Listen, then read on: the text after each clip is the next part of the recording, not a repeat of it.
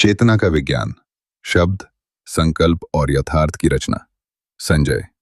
संप्रत्यय अक्सर एक बुनियादी लेकिन अत्यंत शक्तिशाली सत्य की ओर इशारा करते हैं। शब्द केवल ध्वनियां नहीं हैं, वे इरादे के वाहक हैं जो हर पल आपकी वास्तविकता को आकार देते हैं। यह विचार केवल एक प्रेरणादायक पंक्ति नहीं है, बल्कि यह उस मेंटल इंजीनियरिंग का ब्लूप्रिंट है जिसके माध्यम से संजय जी लोगों के जीवन में रूपांतरण लाते हैं। आइए उनके इस दृष्टिकोण को विस्तार से समझते हैं। 1. शब्दों का वेक्टर और दिशात्मक ऊर्जा। संजय संप्रत्यय के अनुसार एक शब्द तब तक निर्जीव है जब तक उसमें भाव का संचार न हो। जैसे ही हम कुछ बोलते हैं, वो एक वेक्टर बन जाता है, यानी एक ऐसी शक्ति जिसमें एक निश्चित दिशा और तीव्रता होती है। संजय जी का तर्क है, यदि आप कहते हैं मैं संघर्ष कर रहा हूं, तो आपके शब्दों का वेक्टर नीचे की ओर सक्रिय है।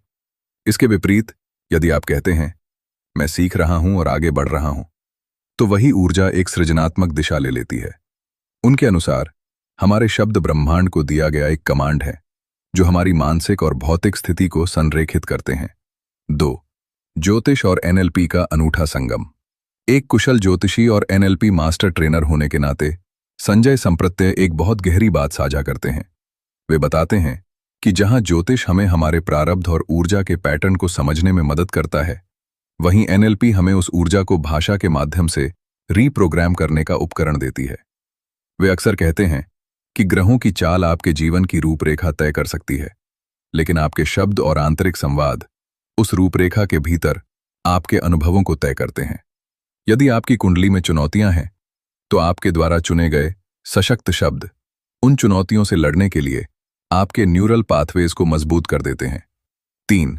वास्तविकता का निर्माण, वाक्यांश दर वाक्यांश। संजय जी का मानना है कि किस्मत कोई एक दिन में लिखी जाने वाली किताब नहीं है, बल्कि ये हर क्षण हमारे द्वारा बोले गए छोटे छोटे वाक्यों का संकलन है।